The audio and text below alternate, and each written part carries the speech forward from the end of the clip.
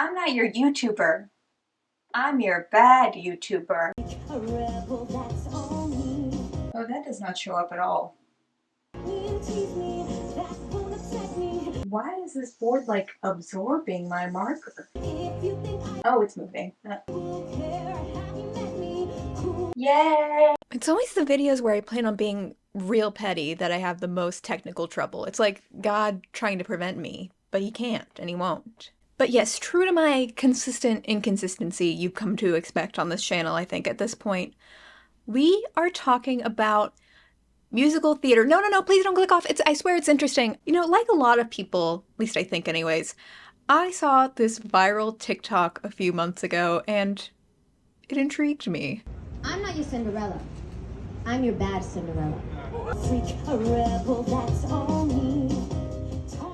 So much so that I decided I would watch this musical theater show, this Broadway show, if you will, and do a review on it. But that was when I was young, naive, and thought I could simply just do a review on a Broadway show and it'd be easy and maybe a reasonable length of time. And I mean, if you weren't the loud theater kid at your local Denny's terrorizing minimum wage employees in your youth, you probably don't know just how deep this story goes, but I promise you, you do not need to be a musical theater nerd like myself to be sucked into the absolute vortex of bad Cinderella. So let's find out together. Is Cinderella really bad? They really set journalists up with that title, didn't they? Hello, it's me in different clothes. This video is sponsored by Atlas VPN. Listen, I've been Googling a lot about musical theater over the past couple of months, and the last thing I need is a bunch of companies knowing that. Frankly, it's embarrassing enough that I'm telling you all that. Not only is Atlas VPN great for keeping your searches private, protecting yourself from ads, malware, but it's also great for your viewing pleasure. Say you happen to be in a country like Mexico and oh no, the 2004 Phantom of the Opera is on your Netflix. Well, do not worry. With Atlas VPN, you can switch your Netflix to the US and be safe from Gerard Butler. He can't hurt you anymore. And if that isn't enough for you, Atlas VPN is also available on unlimited devices. Protect your privacy and get all of the other benefits Atlas VPN offers with the link in the description, which gets you Atlas VPN Premium for $1.83 a month and 3 extra months.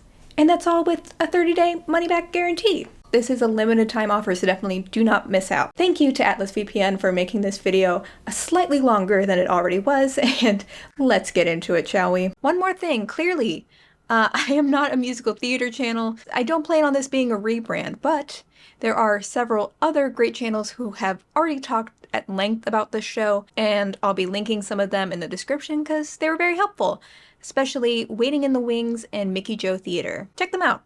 Alright, but before we talk about the show itself, we need to talk about the man behind it all. Andrew Lloyd Webber, or ALW because that's a lot of syllables to say over and over again. He's without a doubt a legend of musical theater. And I don't just say that because he's created some of the most famous and beloved musicals. I mean, ALW fundamentally changed musical theater and in many ways shaped it to be what it is today. Yes, he is directly responsible for those kids at Denny's, you could say. And in some ways, ALW's approach to musical theater was a return to form. Phantom of the Opera being the easiest example. The larger-than-life set pieces, elaborate costumes, and very literal setting in a stylized opera house brought a sense of grandeur that was not really the norm in the 1980s. But at the same time, even when he wrote powerful and over-the-top medleys, his style also heavily pulled from contemporary pop music even. Phantom of the Opera had some opera music, but I would say it's mostly known for its emphasis on like synth pop and rock music that were taking off at the time that he wrote it. Andrew's worked with a wide array of lyricists over the years, but I will also say a consistent theme in his music is that his work tends to say not a lot, but it's in a form of a super emotional ballad, so you don't notice, or maybe you just don't mind that it's not saying much. It really is like the pre-evolution of the guys who wrote Dear Evan Hansen, The Greatest Showman, and La La Land. Like, all of the songs that they write feel like they were meant to double as a pop song you could listen to, totally devoid of context from the musicals they come from. And we know that ALW songs can work independent of the musicals they come from because before Phantom of the Opera, he made music videos for the songs as a way to sort of test them out with public audiences. And the popularity of these songs ended up being great marketing for the show. But this like poppy approach to musical theater is a common complaint you'll hear from ALW detractors. What's also wild to see when you look at Andrew's work all put together is every single one seems to be entirely unique with different music inspirations, plot, staging, especially his earlier works. I mean, he got his start in the niche of Bible fan fiction theater with Joseph and the Amazing Technicolor Dreamcoat and Jesus Christ Superstar. And who can forget one of his most famous works, Cats? I listened to it all and I said, Andrew, is this something I don't get? Is this about Queen Victoria? She's the main cat, and Disraeli and Gladstone are other cats, and then there are, poor cats, and am I missing this? And he took a terrible, painful, long pause and said, Hal, it's about cats. And we never discussed it again. I mean, when Cats opened on the West End, audiences would walk into the theater, and some people would walk to their seats and see just like a giant pile of trash sitting in front of them, partially blocking their view of the stage. And I like to imagine that just as these people were about to angrily stomp up to the ticket booth and demand a refund, the show starts and the entire stage would rotate to fully face the audience. I mean, this was not the first time that a revolving stage was used ever, but it was a big deal at the time and made way for revolving stages continuing to appear in modern musicals, most notably Hamilton. Lin-Manuel Miranda said, ALW had one rotating stage? I have two rotating stages. And then he rapped about something, probably. But really what sets Andrew Lloyd Webber musicals apart from stuff that was the standard fare back in the day was just his sheer extraness, his over-the-topness with his music, his set pieces. I mean, the plot in pretty much all of his musicals are really secondary to just the overall vibes of his show. This is why tourists who maybe don't know a lot of English or don't know anything about the show can still watch Phantom on Broadway and enjoy themselves. Big chandelier, sexy serial killer. That's all you need to know. It's actually probably best if you don't think about the plot too much on that one. And it turns out that sometimes being extra can make you a lot of money. Phantom of the Opera alone has made an estimated $7 billion in ticket sales and is currently the longest running show on Broadway. Although, since it's closing in like a month when I'm recording this, that might not be true anymore, depending on when you're seeing this video. So, like him or not, Andrew Lloyd Webber is certainly a major figure in the modern commercial success of Broadway theater. I say like him or not because he's kind of, at least in my opinion, an awful person. Are you generous? Generous? Because I think you are. It's not for me to answer that. Okay. And I'm not just saying that because his resting face looks like you just walked in on him talking shit about you to your mutual friends. He looks like the kind of coworker who'd tell you about their diet the second you pull out your lunch at work. He looks like he has a suspiciously strong take on Meghan Markle. He looks like if Preminger from Barbie, Princess and the Pauper and Otto from Barbie Rapunzel had a cursed love child who grew up to plagiarize other people's songs. Sorry, I couldn't just pick one. They all had to be there. But why do I have such a strong opinion on Andrew Lloyd Webber? Let me list some of the stories I read about Andrew in no particular order that played a role in leading me to this not so positive opinion of him. Story number 1. He's been married 3 times, which on its own is maybe fine, but just wait. He first married Sarah Hugel in 1971, but began an affair with Sarah Brightman in the early 1980s. How did he meet Sarah Brightman? Oh, right. They met when he was 34 and she was 21, and he had cast her in Cats. So yes, that would make him her boss, and he eventually proposed to Sarah Brightman on a romantic vacation in 1983, despite both of them being married and Andrew having 2 children at home. The protagonist of Phantom of the Opera, Christine, was basically a self-insert character for Sarah Brightman. I mean, plenty of people have pointed out the whole thing is basically a self-insert fan fiction for Andrew Lloyd Webber. The young, hot, up-and-coming ingenue falls in love with the ugly but so talented and misunderstood music composer. And also he's a serial killer. I don't know how far the allegory goes. But long story short, the role was written for Sarah, and he actually had to fight for her to play the lead role because, according to reviews at the time, although she was a great singer, she was apparently not a great actress. But by 1989, I guess, he got bored of that and began another affair with his now wife, Madeline. What a romantic.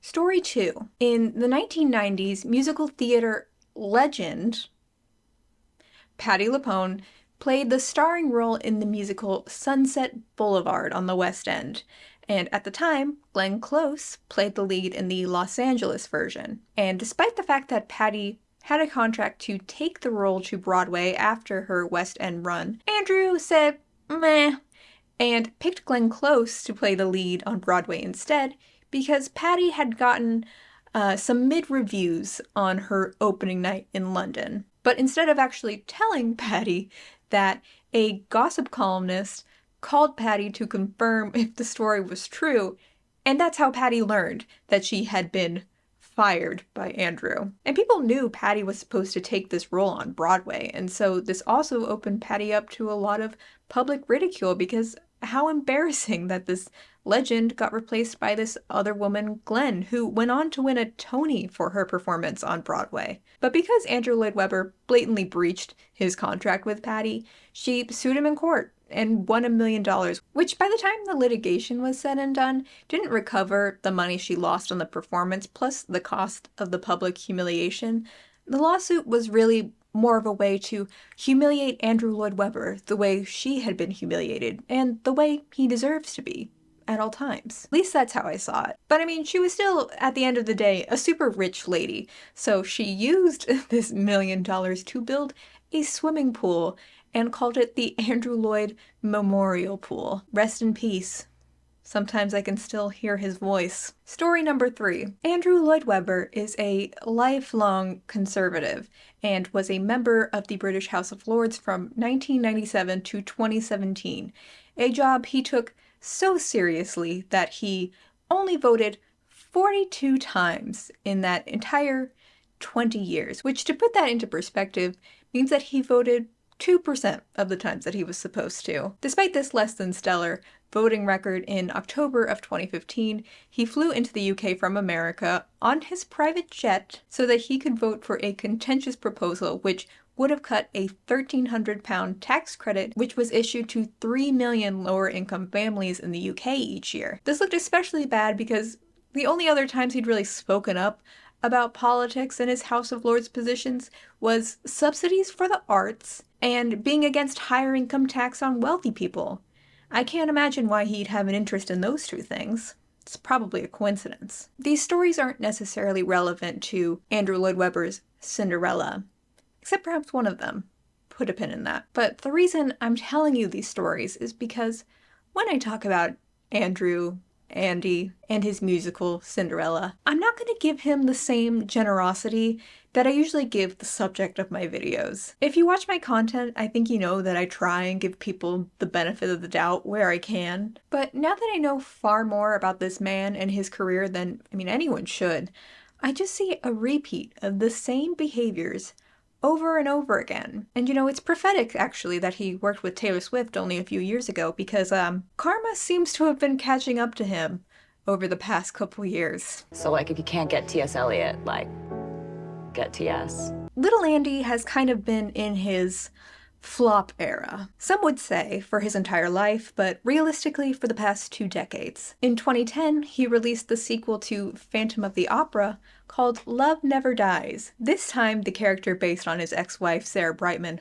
falls back in love with the ugly musical theater genius despite him being a prolific serial killer.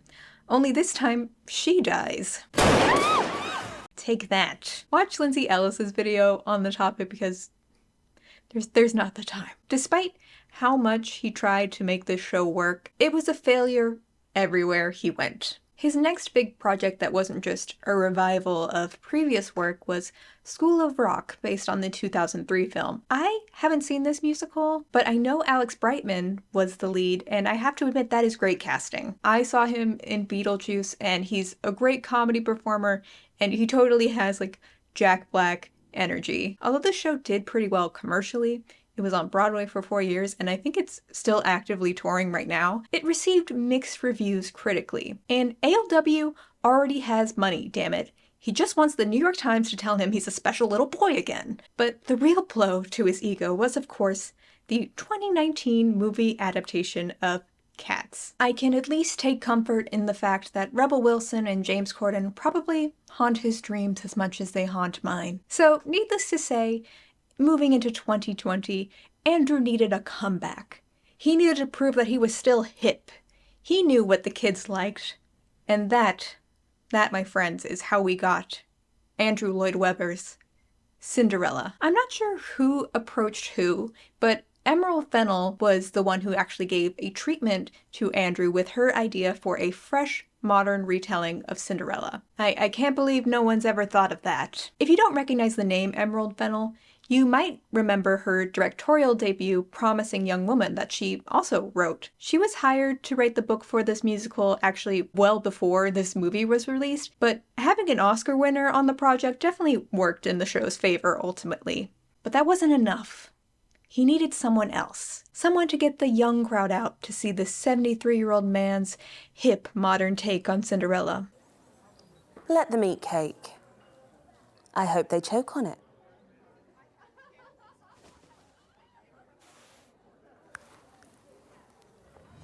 Cinderella. He needed Carrie Hope Fletcher. I actually knew Carrie Hope Fletcher first as a YouTuber because she made a lot of videos with Dan and Phil back in the day, and of course had her own very successful channel, still does. I honestly had no idea that she was a big deal in musical theater until she casually referenced how she was on the West End's Les Mis as young Eponine when she was only 9. And then she went on to play the adult Eponine again on the West End. Because Carrie is almost an influencer within the musical theater community, she has a level of name recognition and ticket draw that not a lot of musical theater actors get. And I don't want to say that Andrew stunt casted her, because it's not like she's a mainstream celebrity or she couldn't get the role on her own merit. She's a talented actress. She has a great voice. But having Carrie as your lead just guarantees that her fans are going to support the show. And Carrie happens to have a very classic, powerful voice that lent itself perfectly to Andrew's style of music. So after 2 workshops, Carrie announced on her YouTube channel that she would be leading Andrew Lloyd Webber's new production of Cinderella. I am going to be playing Cinderella in Andrew Lloyd Webber's brand spanking new brilliant version of Cinderella. I'm still sat here trying to contain my excitement because playing the title role of one of the best producer / musical writers of all time's new musical, that's like silly fantasy, wildest dreams type stuff. So whilst it's like the most exciting thing I think to happen in the entirety of my career, I'm waiting for it to go wrong. The show would also be held in the Gillian Lynne Theatre, which was actually the theater where Cats made its debut and had that big rotating stage. I've actually been to this theater. I saw a production of Warhorse there in like 2014, 2013, and it was incredible. They had these intricate puppets to represent the horses, and even though the stage is actually very small, the combination of the effects and the puppets just really made great use of the stage. Unfortunately, I didn't like Cinderella as much, and that's not just because this musical didn't have horses in it, although that might have been helpful. This show was originally supposed to open in either August or September of 2020.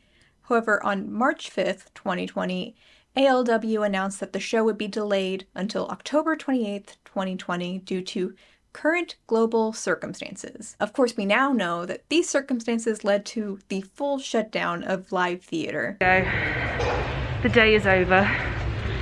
That was so funny. There were some guys walking past as I was taking pictures of the front of the theatre, and I was like, oh, it's not going to open anytime soon. And I said, oh, I hope it does, I'm in it. And it was really sweet. He was like, oh no, what have you been doing for the last year? Have you been all right? How have you been coping? I was like really worried about how I'd been for the last year. And like how actors have been surviving. It was just really sweet. What a lovely man. Because of this, a lot of actors, stagehands, and production teams were all without work with no clear indication of when they would be able to return. But the saddest part of it all, the real victim in this situation, was billionaire Andrew Lloyd Webber. According to his theater group, the Really Useful Group, the business's revenue went from $48 million in 2019 to $12.9 million in 2020. Even though some of his productions, like Phantom of the Opera in Sydney and South Korea, were able to reopen fairly early in the pandemic, most of his productions, which are usually in like a constant state of touring, were not touring. He also owns 6 theaters, which also can't make a profit because they're shut down. So to ALW's credit, he was a very early advocate for vaccines, and he participated in clinical trials as early as July 2020. He also voiced his support for a $1.5 billion rescue package from the UK government that was meant to support various sectors impacted by the shutdown, but also included live theater. He also spent £100,000 on a pilot program where he reconfigured one of his other theaters, the Royal Palladium, to test what social distanced theater would be like. The front rows were blocked off so actors wouldn't be within 6 feet of the audience. The venue was at 30% capacity. Everyone, of course, had to wear a mask, fill out NHS contact tracing forms prior to entry, temperature checks at the door, all the standard procedures we've become familiar with at this point. And if this program was successful, theaters could possibly open as early as August 2020. But that was not enough for little Andrew, was it? Even when he's at the pilot program, he says that social distancing is a misery for the performers. I have to say this is a rather sad sight. I'm so grateful to you all for coming and being a sort of guinea pig like this, but the Palladium is meant to be full. It's a theatre that wants to love you, and it's sad. And I think this will amply prove why social distancing in theatre really doesn't work. It's a misery for the performers, I know, and thank you, Beverly, for being so brave. Bestie, you asked them to do this. They would be home if you hadn't done this. He also said that reopening at 30% would not be economically feasible because, according to him, a play needs 65% capacity to cover costs, and a musical needs even more. And I'm sure he's right that 30% capacity is not great financially, but the UK simply was not in the same position at that time as Australia and South Korea, which had very rapid and strict responses to COVID and could manage it to at a level where it was safe to reopen. The UK was just in far too much of a flux to expect the same level of reopenings at that time. By the end of 2020, with no date for his precious little theaters to reopen, we get activist Andrew, as shown by this picture. Do you know, I am really secretly a rebel. But the trouble is I'm a rather conservative rebel. Andrew announces that CInderella will be opening for previews on June 25th, 2021, which would be 4 days after Freedom Day. On June 21st, 2021, the UK government was scheduled to decide whether they would extend capacity restrictions on indoor entertainment venues. At that time, indoor entertainment venues, such as theaters, could open, but only at 50%, which, as Andrew said, was not profitable. So just to be clear, he already had this freedom to put on the performance. He just technically didn't have the freedom to profit from it as much as he wanted to. Even before June 21st, Andrew was telling anyone that would listen that he was prepared to be arrested if the government tried to stop his reopening plans with 100% capacity. He also joined a collection of entertainment ventures that were looking into pursuing legal action against the British government. Yeah, guys, I'm sure the British government has nothing else to focus on. But on June 18th, presumably when Andrew remembered that only poor people go to jail, he posted this. A statement from Andrew Lloyd Webber. After a long week of government delay and confusion, I confirm that I cannot and will not take part in yet another pilot scheme around the reopening of theaters as suggested by the Prime Minister on Monday. I have made it crystal clear that I will only be able to participate if others were involved and the rest of the industry theater and music were treated equally. This has not been confirmed to me. It has become clear that while sporting events like Wimbledon have obviously been working with the government for some time on this pilot and were even able to start selling tickets yesterday, the theater industry and its audiences is once again an afterthought and undervalued. CInderella will perform its first preview the next Friday, the 25th of June. Like theaters and venues across the country, this will sadly be at the government's arbitrary 50% capacity, not the 100% we so passionately wanted. Having taken legal opinion from senior counsel, if we had gone ahead at 100% capacity, it would be very likely that every member of my cast, crew, and orchestra, the front and backstage staff, plus our loyal audience members, could be individually fined £500, which I couldn't possibly risk. If it were just me, I would happily risk arrests and fines to make a stand and lead the live music and theater industry back to the full capacities we so desperately need. Sure, Jan. I could not look my young cast and crew in the eyes to tell them we were delaying or closing down, so I have made the decision to personally bear the losses until we fully open on, or hopefully before, the 19th of July. For our audiences who have booked tickets to our show, I can only apologize. We will be in touch as soon as we can to explain what this might mean for you. I appreciate all of your ongoing patience and understanding. Rest assured, come hell or high water, we will get you to the ball. For now, CInderella is the first world premiere of a new musical in this country since the pandemic. It is the product of hundreds of people's tireless effort for years. Win, lose, or draw, we have to continue. Finally, can I thank the thousands of people who have contacted me with messages of support, including those who wanted to bring me cake in jail. Andrew Lloyd Webber. Sadly, as you heard in that statement, Andrew decided he would not be getting arrested anymore because he cares so much about his cast. Incredibly disappointing for me though, because how incredible would it be if Andrew had gotten arrested on my birthday? Capacity restrictions in the UK were extended until July 21st, 2021, but CInderella did open for previews at 50% capacity. July 19th, of course, is quickly approaching, and this time it actually looks like the government is going to allow theaters to fully open. Things are really beginning to look up when, oh fuck, 3 days before the show is set to open at 100% capacity, an unidentified cast member tests positive for COVID. No one wants COVID, obviously, but I especially would not want to work for Andrew Lloyd Webber and get COVID. In 2021, UK protocol required the entire theater to self-isolate for 2 weeks if they were exposed to a positive case, so the show could not go on. So just 1 day before the show was set to fully open, Andrew announced the heartbreaking news that the show had been delayed yet again. He also started speaking to any journalist who would listen that he hated these rules that prioritize the safety of human beings over his ability to make money. You seem really emotional. Well, I am. You know, how could you not be? Nobody can open with the sword of Damocles like this hanging over them. You can't have it that every single one person in the cast tests positive on the way into it, and that everybody else then has to self-isolate. I would reckon over half a dozen people came up to me and said that they're never, ever going to vote Tory again. What about you? I won't.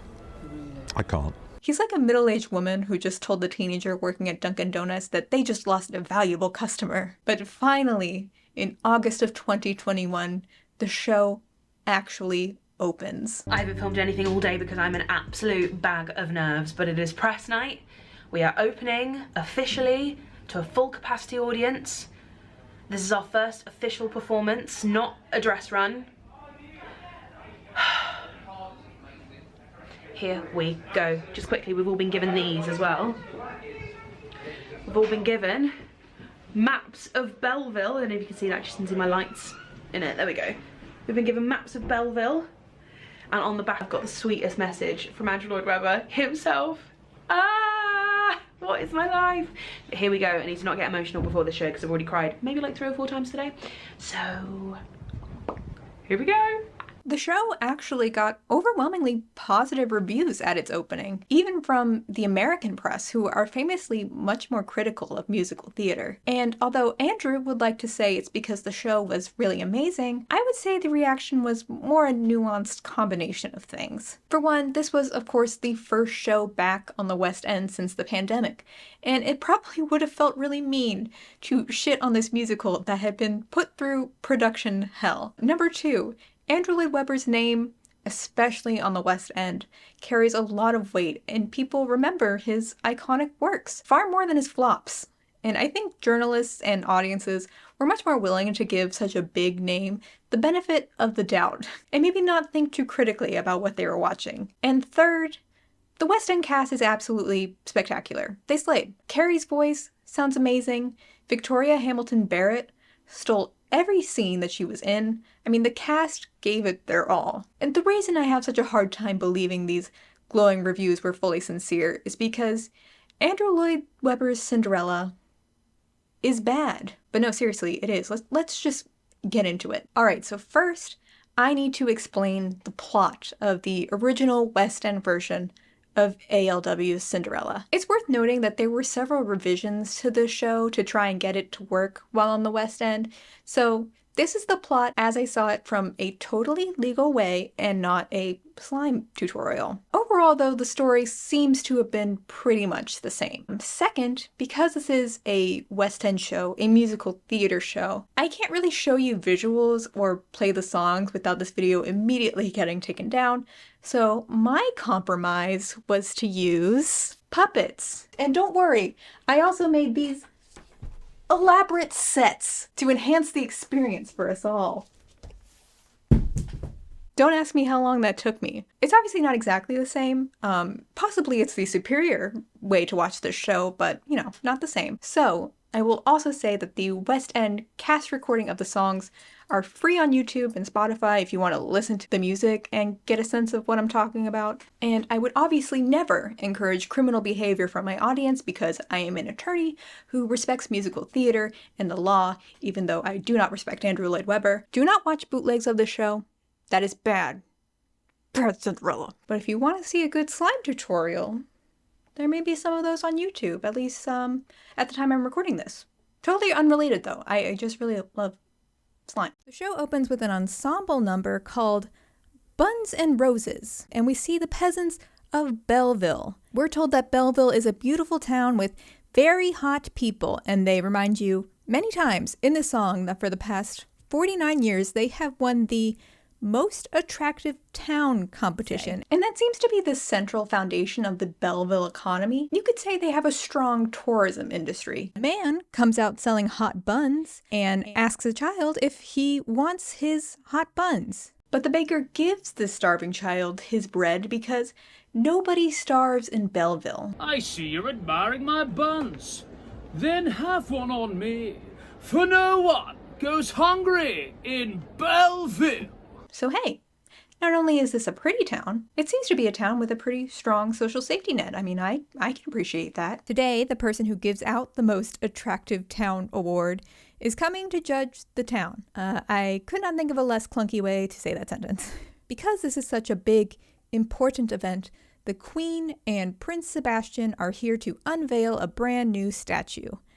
Prince Sebastian is the main love interest in this musical, and we're told anyways that he's an ugly little dweeb who does not compare to his older brother Prince Charming. The actor who plays Prince Sebastian on the West End, he's kind of small, he has a little bit of a baby face, but he's also a pretty handsome guy, so you kind of just have to suspend your disbelief there. He's a dweeb in the way Andrew Garfield's Spider-Man is a dweeb, but the Queen and the town tell us that the statue they're unveiling is a tribute to Prince Charming. Prince Charming is Sebastian's older brother who was beloved by the town and was just a total dragon-slaying hunk. I guess he slayed in multiple ways, you could say. He was engaged and left to fight a dragon, but tragically lost his life. So the Queen is unveiling this memorial statue of Prince Charming as a tribute to his memory and as part of the Most Attractive Town stuff. Double whammy, I guess. Maybe it was a tax write-off or something. And what's supposed to happen is the Queen goes to unveil the statue and sees that someone has either spray painted a dick onto it or put a bra and feather boa onto it. This is one of the things that changed a lot from performance to performance on the West End for whatever reason. They could never really decide what they wanted the statue to look like. I saw someone else point out online that the statue is possibly a reference to a statue that was spray painted during the BLM protests in the UK. And so there's two ways to see this. maybe it was an intentional reference and then people pointed out how tacky that would be to be an intentional reference and so they changed it a bunch. Or 2, it was an unintentional mix-up, a coincidence, because clearly the statue plot device, I'm sure, was in the show before that incident happened. So maybe they were trying to get away from that. I don't know. It's very strange. And the most attractive town person goes, "Oh my god, what an ugly statue. I am revoking your most attractive town award." But fun fact, apparently this happened quite a bit actually. When I watched it, the mechanism that was supposed to take the cloth off the statue didn't work. So the queen just awkwardly tugs at the cloth, but it won't come off. And the judge is just seemingly so infuriated that they can't get the cloth off that she just revokes the most attractive town award for that reason. Anyways, they lose the most attractive town prize and everyone's like, OMG, only one person could have done this. Cinderella. They then sing about how Cinderella is rude, does not have basic hygiene like washing her hair, has no fashion sense, and is just an overall flop of a person. The statue comes back on the stage, this time without the cloth, and gasp! It's Cinderella on the statue. But she's not your Cinderella. She's a bad Cinderella. And of course, she sings the song Bad Cinderella. Yeah, she's different. She will deface the statue of a man who tragically died, and so what? Society wants her to change? She's singing about how this town is so superficial and mean, but honestly, from what we've seen so far, their anger seems pretty justified. She ruined an important event which we later learned the town relies on for their economy to seemingly function. And she defaced the statue of someone who the only information we have about this person is that he died a tragic death. So the townspeople, presumably in their grief and horror, tie her up to a tree as punishment. But immediately after she's tied up to a tree, Prince Sebastian comes back to Cinderella, and Sebastian is like, "Oh my god, my childhood friend Cinderella, you quirky girl. You ruined our event, and now the economy of our entire kingdom has crashed. Oh, you." And Cinderella is like, "Well, you've changed, man. Ever since your brother died, you've been way too busy to hang out with me." And Sebastian says, "Yeah, well, ever since my brother tragically died, I've had to step up with royal duties, but you're still my pal." And Cinderella responds, "Oh, must be so hard with your dead brother doing... must be so hard having a dead brother and having to do work. I have to clean and am poor. You ever thought about that? I am, in fact, the real victim here." And then they have some cute little banter. He unties her and she goes back to her house. It is at this point that Sebastian turns to the audience and he sings a cute little song about how he loves his best bud, Cinderella, but he's too nervous to tell her. He loves her for who she is, despite who she is being a rude, vandalizing flop. We then transition to Cinderella's house, where we see the two stepsisters. Now, since this is a feminist, girl boss, modern version of Cinderella, they are not evil stepsisters. No, they are just vapid, selfish women who hate each other, hate their mother, hate Cinderella, and make Cinderella do chores for her. This is very different and has never been seen before. Marie is one of Cinderella's evil stepsisters. Seems like the wrong word. I think the stereotype is normally that they're evil and they're ugly, but actually the stepsisters in this version of the story are very sort of fashion conscious, incredibly shallow, and a little bit vacuous, it seems. But I think my character towards the end has a little bit of a realization as well, where she realizes that, there might be more to life than looking pretty all the time. Revelation. They see Cinderella come in and they're like, "Hey, Uggo, give me your necklace so we can wear it." The necklace in question is this giant silver butterfly on a chain, which why anyone wants that, I don't know. But Cinderella is like, "No, I will not give this to you. This is the only thing I have left from my dead mom who is dead." And the stepsisters sing a song called Unfair about how unfair it is that they can't have Cinderella's dead mom's necklace and how unfair their lives are. During this song, total showstopper, the stepmother joins in. I've said this before, but the woman, Victoria Hamilton Barrett, who plays the stepmother on the West End, is incredible. She kind of has this Jennifer Coolidge energy, which makes sense because Jennifer Coolidge also played an evil stepmother in a modern retelling of Cinderella. but it's not quite Jennifer Coolidge. It's a little deeper and huskier. I love it. And don't forget, you don't have to look at the champagne bottle when you're popping the cork. Anyways, stepmother joins the song and she's like, life is so unfair because I have these two biological daughters who I hate because they are stupid, and this stepdaughter who I hate because she keeps defacing memorials. If you think I'm ever going to let that go, no, I will not. And while they're singing about how unfair their lives are, Cinderella is off to the side judging them because it is in fact Cinderella's life that is so unfair. The stepsisters and the stepmom leave, and Cinderella sings her first sad ballad about how she's sad and poor. That's it. That's the song. Next, we see I think it's supposed to be a medieval gym, maybe? It's very unclear what this room is supposed to be because there's a bunch of shirtless men working out, but there are also dining tables on the set for some reason. So I truly do not know why this is the location they all chose to work out in. Like, was Planet Fitness closed? Sebastian comes into the room and they're all like, oh, Sebastian, you are so weak and not hot like us. So sad. The queen comes in and is like, hubba hubba, I love hot men. Anyways, Sebastian, you have to get married now because the economy has totally collapsed because of that statue incident, and we need a royal wedding to boost morale and prevent peasant uprisings. Are the peasants in the room with us right now? Oh, they're right there. Sebastian says, but I do not want to get married. And instead of addressing that point, the queen and the men start singing about how Prince Charming was such a hunk and how he was a real man's man. The shirtless men then proceed to have an almost 2-minute long dance sequence, very reminiscent of that scene from Euphoria, but only slightly less horny. The song ends and the queen is like, see, you should be more like your brother, Prince Sebastian. Anyways, we're having a ball and you're gonna pick your wife there. Okay, bye. So Cinderella goes back to the spot that they met before, the woods, and we know this is the woods because there is a single tree stump to signify that they are in a forest right now, on an otherwise totally empty stage. And Sebastian's pissed. He's like, Cinderella, you messed up because now there's going to be a royal wedding. And Cinderella's like, OMG, what dumb hunk is gonna marry your mom? And Sebastian says, verbatim, shut up, you knob, it's me. And Cinderella is like, you're marrying your mother?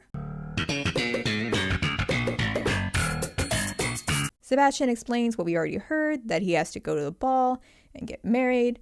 And although, of course, they don't say it to each other, we as the audience know that they are both in love with each other. There's also a kind of pointless scene where Sebastian goes back to the town square and all the women who thought he was a dweeb before are like, OMG, he's so hot. Because every woman in this musical besides Cinderella is a vapid gold digger. And Sebastian is like, hey, they only like me because they want to be queen. Yeah, Sebastian, we got that. We then get Sebastian's big sad ballad called Only You, Lonely You, which is one of the better songs in the musical, but it is the exact same message as the last song he sang. He likes Cinderella and won't tell her. Got that? He knew she was the one when she defaced his dead brother's statue. All right, next scene kind of takes a wild turn, but I promise that this is real. The stepmother goes to the queen and is like, hey, maybe your son should marry one of my daughters because, as explained in song, the stepmother remembers the queen from way back when, and it is implied that the queen was some sort of sex worker, stripper, whore. You know how women are. And they proceed to sing a song about how they both remember the other one being such a hoe back in the day and how they're so ugly with wrinkles. I'm tired. Are you tired? Why the queen, who was presumably born into royalty, was hoeing it up in some random city is never explained. But I mean, hey, go off, queen. So that is the blackmail. Sebastian has to marry one of the not evil stepsisters, or else the stepmother will tell everyone that the queen used to be a whore. All right, it is now the night of the ball, and Cinderella has decided at the very last minute that she's gonna go. And she also decides that she wants to be hot to win Sebastian. And she goes into this dress shop and we see crystal slippers on display because this is a Cinderella musical. Then the godmother comes onto the stage and she runs this boutique. She is a small business owner. Cinderella is like, I would like a dress and shoes, please. And the godmother says, Cinderella, this is the night of the biggest event in town, Everyone else gave me a week's notice to get their outfits together, and you expect me to just drop everything and get you ready? While you were off jumping on graves or whatever it is you do, everyone else was putting their orders in at a reasonable hour. The godmother then explains that she is actually the reason why everyone in the town is super hot. She gives them all their clothes and makeup and performs plastic surgery on everyone so that they'll all be conventionally attractive. So it would actually be impossible to prep Cinderella last minute because she obviously can't give her plastic surgery right before the ball. And Cinderella says, oh, okay, I guess I'm not going then.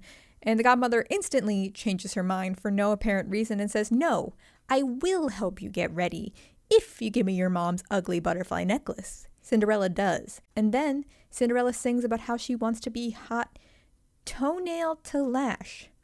Those are real lyrics in this real musical that really exists. Magic, however, does not exist in this Cinderella universe. Instead, the godmother basically uses like drag makeup and a wig to make Cinderella look temporarily different, but all of the makeup and stuff will disintegrate at midnight. The Urban Decay All-Nighter and L'Oreal 24-Hour Matte Stay Foundation do not exist in this universe, apparently. But Cinderella is revealed, and she now has a big blonde wig, and she's wearing crystal slippers and big poofy dress. Cinderella loves it.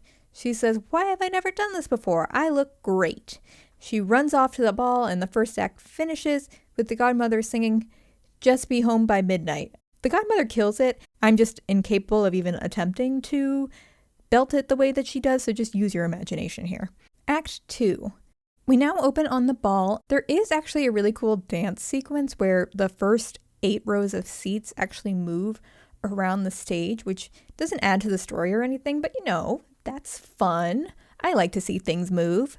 And Sebastian is like, I hate all these bimbos, but wait, who is that who looks exactly like my childhood friend in a wig? Oh no, he doesn't recognize Cinderella and instead calls her another one. Gross.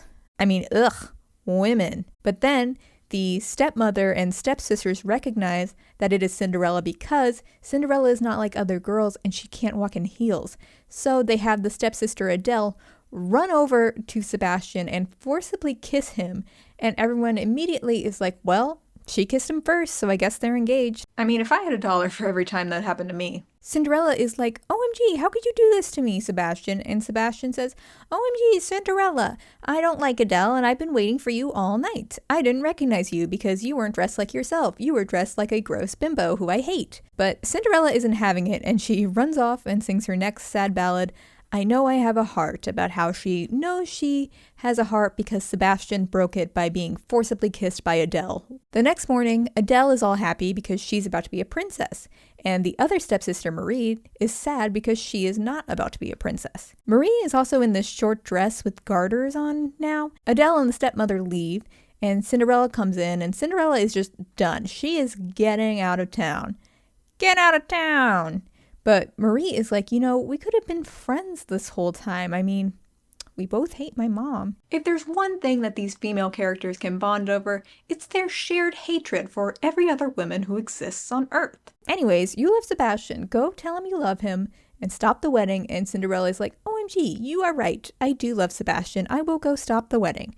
And she runs off. The lights come up and we see the royal wedding. This is kind of an unconventional wedding, you could say, because everyone is wearing white. But you know how weddings go. The priest says, like, if anyone object, speak now or forever hold your peace, blah, blah, blah, blah, blah. No one says anything, but then, from the aisles, Prince Charming. He's alive. It turns out he wasn't dead, and he's like, if I was dead, could I do this? And forcibly kisses Adele. It turns out he actually ran away because he did not want to be forced into a loveless marriage, and he's here now to save his brother from also being in a loveless marriage. But do not worry, there will still be a royal wedding because Prince Charming is in love and he wants to get married for love to a man. Genuinely, this scene is a delight because everyone is just like, hell yeah, marry for love. And the queen says, the only thing better than one handsome prince is 2 handsome princes. I'm not crying, you're crying. And Prince Charming gets married to his man. They kiss on stage. Not a single homophobia to be seen, really. Except It kind of reframes that scene earlier when Cinderella defaced his statue by putting a feather boa on it and drawing a dick and boobs on it. Was that a hate crime we witnessed at the beginning? Bad Cinderella. Cinderella is outside the chapels and she hears the wedding bells, and because she doesn't know what's going on inside, she assumes that she's too late and Sebastian was the one who got married, so she decides she's going to run away forever. Get out of town! Then we see the wedding reception. Prince Charming and his man are dancing, everyone's vibing. Adele is like, Marie, why do you look like a slut in that short dress? And Marie is like, I don't care what people think of me anymore. I've changed. But Sebastian is still sad because Cinderella is mad at him and he doesn't know where she is. And he's telling his mom that he's sad, and the queen is like, do not be sad. Dance for your brother. And then Sebastian does. He is like, still angry at his mom for forcing him to be in a royal wedding, but he's like, fine, I will dance. These are my dancing sounds. That weird sequence ends and Maria's drunk and she's like, oh, too bad about Cinderella. And Sebastian says, what, where's Cinderella? And Maria's like, oh, she must have thought you got married. I think she's running away forever. Not like I care. Woo! Turns out she actually has not changed and is, in fact, just in slightly different clothes. Also, the stepmom is like, but wait, I'm blackmailing the queen. You were supposed to have Adele marry Sebastian. And the queen says, I actually don't care about everyone finding out that I was a hoe, so I guess those stakes weren't real. Sebastian runs out of the reception, and completely by chance, he runs into the godmother who was just walking around the empty town square wearing Cinderella's ugly necklace. And Sebastian's like, hey, that's my girl's ugly necklace. Give it to me. And the godmother is like, okay, sure, whatever. Gives him the necklace and wanders off, never to be seen again. Finally, he makes it to Cinderella's house. They tell each other that they love each other. They decide they're going to travel the world together, and they kiss. Woo! So romantic. I did not like Andrew Lloyd Webber's Cinderella. You could even say that it's not good. And of course, I'm not a theater critic professionally, but here are some of my issues with this musical. Number one, the sets. As I mentioned earlier, Andrew Lloyd Webber musicals are known for their elaborate set pieces that really draw you into the world. And I don't know what happened here, but most of these set pieces look like a high school production of Beauty and the Beast, and it is distractingly bad. I would argue that my sets are more enjoyable. And even more than that, half the time that the characters are on stage, there isn't even a set. Whenever Prince Sebastian or Cinderella are singing their heart out on these ballads, they are singing on totally empty stages with no choreography. They're just wandering around aimlessly. And it feels like they almost try to make up for how bad the stage is by constantly using the rotating stage to have characters run or scene transition, because Hamilton does that. And the kids love Hamilton. And don't you forget, Andrew Lloyd Webber invented the modern rotating stage. He's hip. He knows what's cool. Number two, the music. Whenever I see reviews for Cinderella, they always praise the songs, and I don't know, maybe I am just a hater, but I think that most of the music is so generic, and it doesn't irritate me the way, say, the lyrics of the Mean Girl musical makes me mad, but it all just feels like weaker versions of music Andrew Lloyd Webber has already made, and that doesn't mean it's bad, it's just kind of forgettable. Number three, the book. For my non-musical theater folks out there, the book is basically the script or the screenplay of the musical, and this musical was written by Emerald Fennell. I mean, I have issues with the script of Promising Young Woman. I also think that script has flaws in its feminism and direction, but it is so frustrating to watch this musical because you at least know that Emerald Fennell is capable of writing dark, subversive humor with a sort of feminist narrative. And despite all of that, the dialogue in this musical is the most basic and conventional it can be. There are almost no jokes other than woman bimbo, man buff, haha. And I mean, y'all just heard the plot. So, the godmother helps Cinderella for seemingly no reason other than she wants Cinderella's necklace, but then she coincidentally gives Sebastian the necklace anyways and immediately leaves again. The queen is constantly talking about peasant uprisings and how their economy is in shambles, but we never see peasants upset. We don't see protests. We never see any consequences or stakes, which only makes this premise seem even more stupid than it already is. And of course, the character of Cinderella. Genuinely, I think the idea of, instead of growing up to be a soft-spoken, kind person, Cinderella becomes edgy and mean because she's had to toughen up from the years of abuse that she's endured. That could be an interesting take on the Cinderella story. You could almost imagine like a Wicked story or a Frozen plot where Cinderella is an anti-hero and misunderstood, but she gets redeemed at the end in some way. But instead, Cinderella is just a menace to society, and the only reason you feel sympathy for her is because she's played by Carrie Hope Fletcher, and Carrie Hope Fletcher is talented and charismatic. To compare this to a better version of Cinderella, we have Disney's Cinderella, where she is friends with the mice who live in her house. And you can see that she genuinely cares for these animals. They're not central to the plot or anything, but they give you something to latch on to humanize her, to characterize her. This Cinderella is only ever nice to Sebastian, and even then she's not that nice to Sebastian. I mean, I get why they didn't give her animal friends to talk to on stage. That probably wouldn't work. But it feels like they tried so hard to make Cinderella not like other girls that they forgot to give her any redeeming qualities at all.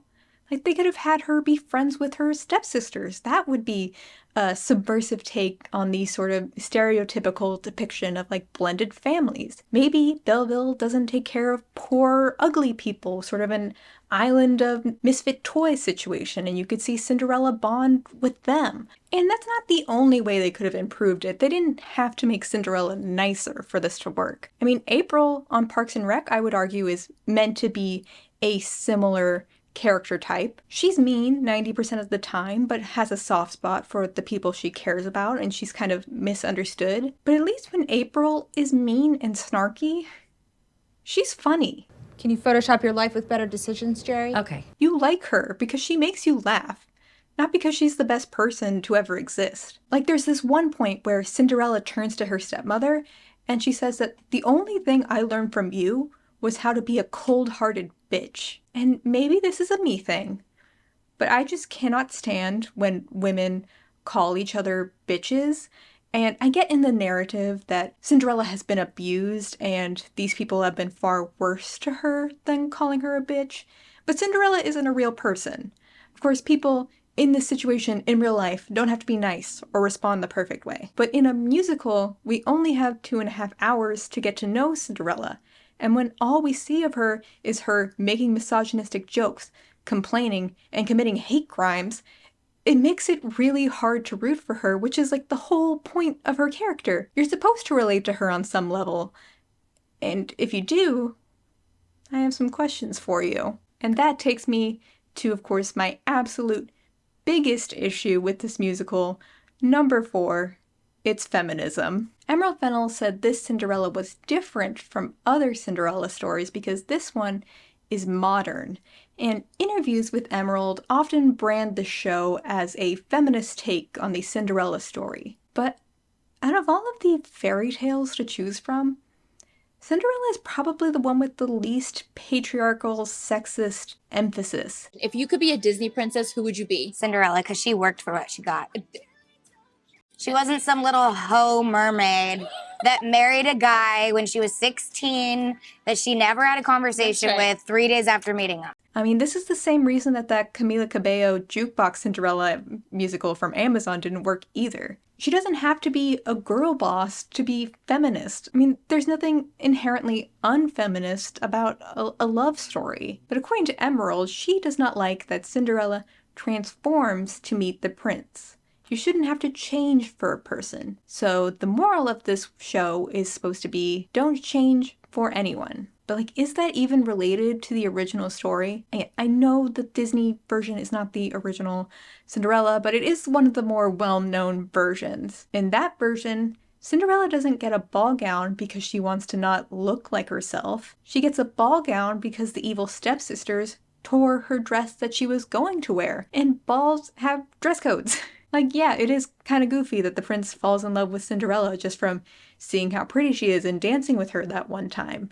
But how many times has that point been pointed out in better musicals like Frozen? Love's an Open Door is directly contrasted with Elsa being shocked at Anna wanting to marry a man that she just met. The message that you shouldn't have to change to fit in or to get a man isn't a bad one. Cinderella shouldn't have to be blonde and wear a sparkly gown just to conform, but also wearing a big sparkly dress isn't a bad thing. The idea that Cinderella wearing traditionally feminine clothing is a bad thing only works if you think femininity itself is bad. Putting the message of don't change yourself in a feminist framing rings especially hollow when every single woman in this play hates each other and talks about how ugly, slutty, and stupid other women are. I mean, every woman in this musical, besides Cinderella, is a shallow harpy who only cares about clothes and money. They sort of half-heartedly try and have Marie change and support Cinderella in the end, but then they totally go back on it in that dance scene because she only tells Sebastian about Cinderella running away when she's like drunk, and I was like, I don't care, woo! And it turns out that she didn't care about Cinderella's happiness after all. I mean, this Not Like Other Girls narrative is so tired, and it feels so obvious why that kind of framing is bad, that it shocks me that Emerald chose that as the central premise. Like, has she not already seen this discord played out for years? She works in the film industry. How does she not know? Literally every aspect of this musical's relationship to women is so deeply flawed, and it gets me heated. I feel like Emerald set out to write the story that really empowered young girls, and inadvertently only gave the men positive representation. Prince Charming is a masculine man, but he's also gay, and that's totally fine. His masculinity is never questioned.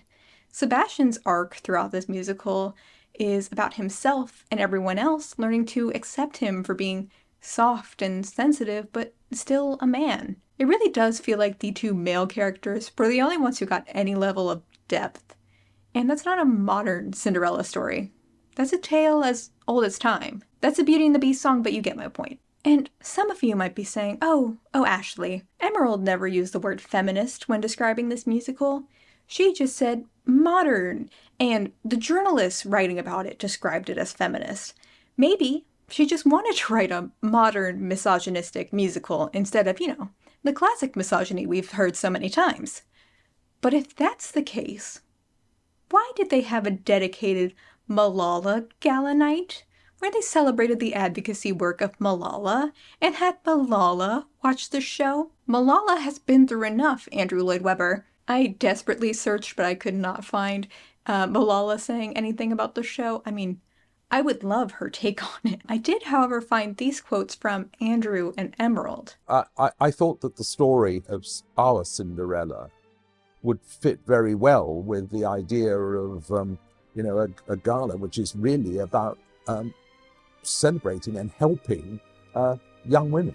Emerald said, when speaking about its themes of female empowerment, I would never be so bold as to equate anything that we do with someone like Malala's work, but I hope that any story that centers young women can only be a good thing. If musical isn't feminist, then why musical have female protagonist? You got me there, Emerald. I mean, ultimately, they raised £21,000 for the Malala Fund, so I don't want to dunk on them too hard for, supporting a good cause. And to that end, I donated the cost of my ticket to see Bad Cinderella on Broadway to the Malala Fund, and I will also link her organization in the description if any of you are interested in supporting a good cause. Now, despite the initial positive reviews, as the year progressed, ticket sales began to dwindle. I also totally forgot to mention, the show closed for a month in December to January of 2021 because of the Omicron variant. So you can imagine Andrew probably wasn't too happy about that either. Now get ready for me to just absolutely butcher the pronunciation of Laurence Olivier. I know, I'm a dumb American. I mispronounced it. We're all just gonna have to live with that fact. Okay, back to the video. And the show was only nominated for one Laurence Olivier Award, which is like the Tonys in the UK. And it wasn't even for Best Musical or something impacting the whole production. It was for Victoria Hamilton Barrett. She was nominated for Best Actress in a Supporting Role, and I agree, she slayed. She deserved to be nominated. This is especially embarrassing when you remember that this show opened right as the West End reopened. There could not have been less competition for these awards, and they still failed.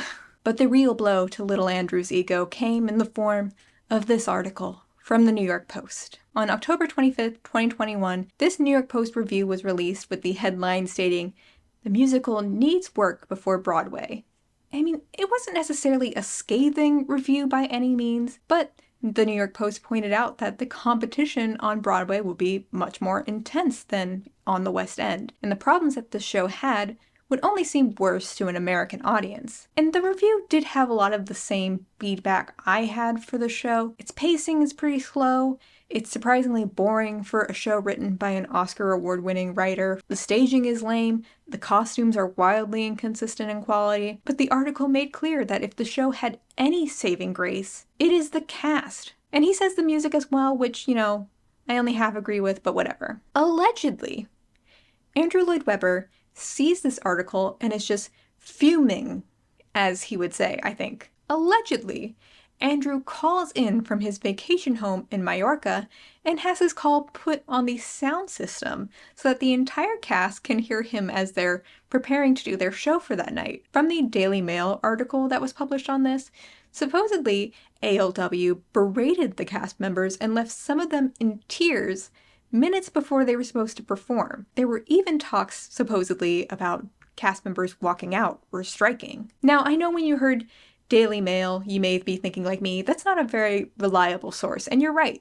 If it was just this article, I might not have included this story. But ALW responds to this article and admitted that this phone call happened. However, he said that it was overblown and his talk with the cast had nothing to do with the New York Post article. According to Andrew, especially the younger cast, did not realize that they were in the service industry and they needed to be told that no one had a right to be on stage. The notion that these actors who just went through a pandemic and presumably were out of work for over a year didn't realize the stakes of being on a West End show is absolutely ridiculous. I would say they're actually painfully aware that they could lose their job at any moment, and unlike billionaire Andrew Lloyd Webber, they don't have multiple shows touring internationally and a legendary status to fall back on whenever their show is delayed, closed, or flopping. But also, I wonder if Andrew Lloyd Webber included himself as a member of the service industry. Supposedly, these people don't have a right to be on stage, but Andrew Lloyd Webber just spent a year fighting, threatening to be arrested so that he could put his show on stage and make even more money to pad his billionaire status. I would think that an advocate for the arts would maybe take a moment to appreciate the cast, who are the only thing consistently receiving positive feedback for your production. But that's my dumb, non-billionaire opinion, so I don't expect Andrew Lloyd Webber to take that into account. Chances are, if you had heard of this musical before the viral TikTok or before my video, it's probably because Andrew Lloyd Webber managed to one-up himself on his dickish behavior and fired the entire cast and crew without warning. In early spring of 2022, Carrie announced that she would be leaving the show July 13th, 2022, which was definitely going to be a big loss for the show because Carrie has a loyal fan base who will always see her perform, even if it's in a really bad musical like this. But it turns out it wasn't just Carrie who was leaving. Most of the original cast had presumably chosen not to renew their contracts and were going to be replaced by new cast members. To be fair, it's not unusual for people to leave a show after a year, especially if they're offered a bigger role elsewhere or they just need a break from doing 8 shows a week. And if you're a casual fan of theater, you're probably not going to notice just how many people decided to walk away after a year. But it is unusual to see this many actors choosing to leave such a big production after only a year. Obviously, I wasn't there. I don't know why people chose to leave, but if I had to guess, it doesn't seem like the cast was put in a positive work environment. I mean, getting yelled at over intercom from a cartoon Batman villain might not be the best for your mental health. And of course, because so many cast members were leaving, there were going to be new cast members set to arrive in the summer of 2022. This included Summer Stralin, Ollie Reynolds, Luke Latchman, Daisy Blanche Tells, and John Waite from the Great British Bake Off, would be making his West End debut as Prince Charming. And John wasn't the only one. A number of these actors were making their debut in an Andrew Lloyd Webber production, easily the biggest name on the West End. So this new cast went in for costume fittings on Thursday, April 28th, 2022. Now, that following weekend was a long weekend because Monday, May 2nd, is May Day, which means banks are closed, most shops are closed, and everyone is out having fun, being British or whatever. On Sunday, May 1st, the Really Useful group released this statement. Dear Cinderella family, it is with regret that we're writing to let you know that the Really Useful group's production of Cinderella will perform its final show at the Gillian Lynne Theatre on Sunday, June 12th. As Andrew himself has commented today, Cinderella led the charge to reopen the West End, ensuring that theatre and live entertainment remained relevant and in the news. While mounting a new show in the midst of COVID has been an unbelievable challenge, we held the government's feet to the flames throughout their changes of heart during the pandemic. Some of you will already know. We've just informed the creative production teams, cast, crew, and band, and a statement will be released to the press and on social media shortly. Andrew and the team at RUG and Greenlight Stage would like to express our huge gratitude to everyone involved in the production and a deep sadness about coming off much earlier than we deserve. RUG and GLS are available tomorrow and beyond to discuss further details as necessary. Thank you for your immeasurable contributions to the show. We should all be very proud of Cinderella and all that we have achieved together, and we look forward to our paths crossing again before too long. Sincerely, everyone at the Really Useful group. Now, this statement was released during the matinee performance, but the cast did not find out until after they finished their matinee performance, and then they had to carry on and perform their second show that night, as if they hadn't all just been fired. And Carrie Hope Fletcher didn't work on Sundays, her understudy was there. So she actually only found out the show was ending from her castmates. And according to her, no one from management reached out to her until after the statement was already online. But the most heartbreaking part is no one from the new cast seemingly knew that they were out of a job until they saw the statement on social media. So I just got back from having a lovely Sunday lunch with my gorgeous Danny Bain. And had a text message from a friend with the article of What's on Stage about Cinderella closing on June 12th. And I was due to take over from Rebecca Traherne as the Queen. And it hadn't been announced yet. Obviously now, I know, for obvious reasons. But my agent wasn't, well, they didn't let our agents know on Friday. So my agent subsequently, I obviously called him and said, texted him the article and was like, what's going on? Is this true? What's happening? And he's like, wait, let me check my emails. Obviously, because he doesn't check his emails on a Saturday and Sunday. He doesn't work Especially Saturday, Sundays. Sunday. And has an email from the company saying that they are in fact closing the show and the offers that they have out are being revoked. So a year's contract. A year's that contract. You've had booked for how long now? That I've had booked for nearly 2 months. I had to turn down another job. How did you find out, Daisy?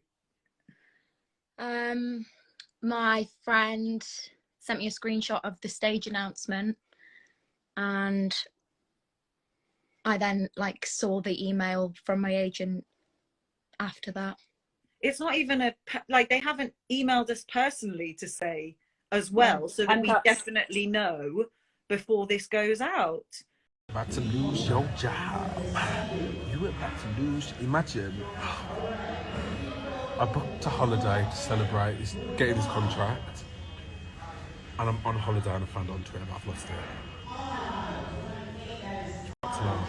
Honestly, you can't write it. Now, the Really Useful group went out of their way to say everyone involved in Cinderella was contacted by call, email, or in person, some through agents, before the news went live in the evening. Every effort was made to ensure people were notified before it went live, while trying to manage how quickly it would move on social media, once people were informed. It's notable that they mentioned that some people were contacted through their agents because, as I said before, it was a Sunday, right before a bank holiday. So it's likely agents weren't monitoring their business emails for major news like this. And even if an agent happened to see it maybe like an hour before it was supposed to go live, the agent would still have to call these actors before they inevitably saw it through social media, which of course they would. It would have been my West End debut. But it would have been, it was just like everything was so perfect about it. It was like, it feels like now it was too good to be true. You see yourself in someone else on stage and you're like, oh, that could be me one day. And that felt like this for me. It felt like I was so close and now it's just all been taken away from me. Don't start crying again. Don't start crying again, sweet. I have to be honest, I hadn't heard from anybody who I know in the industry. I hadn't heard great things about going into the job, and was like giving it. And the thing is with me is that I tried to give it the benefit of the doubt, give the industry the benefit of the doubt all the time, and I feel let down. Yeah. Everyone is telling the same story except Andrew and his company here, so draw your own conclusions. Closing a major production like this also isn't a decision that gets made overnight. The theater itself would need to know so they can prepare for new shows to come in. The ticketing company would need to know they couldn't sell tickets past July 12th. The graphics team would need to know to make closing graphics. There would have been weeks of mapping out the logistics, and at no point did anyone in upper management think to tell any of the cast and crew who rely on the show to support themselves. They let the new cast come in for costume fittings 2 days before firing them. Truly, the disrespect is just on every level. I have seen this be compared to the story I told you earlier about Patti LuPone, also finding out through the media that she was fired. And while yes, it is a similar circumstance, I don't think that really captures the gravity of the situation. Patti LuPone was already an established Broadway legend and had the money to sue Andrew for her mistreatment. Even though she lost that role, she was still going to go on to get high-paying, high-profile work in the future. These cast members just went through a pandemic where many of them had no means to support themselves. Many were set to be making their debuts and now had to start from scratch. And although the West End does have unions, they do not get nearly the same level of protection that a Broadway actor would get. They get paid a fraction of what a standard Broadway actor would make, and even though unions did speak out about this, it doesn't seem like the unions were able to acquire meaningful compensation for these workers, at least that I've seen. So the last performance was on July 12th, 2022, and true to his character, Andrew didn't show up. Instead, he had his director, Lawrence Connor, read a heartfelt letter. Unfortunately, I am the only creative here today, unfortunately. So, but I wanted to say that I've spoken to everybody. Joanne, who would have absolutely loved to have been here to see that, 'cause she would be in bits right now watching that. But Andrew asked me if I would read a letter that he sent. Now, be nice.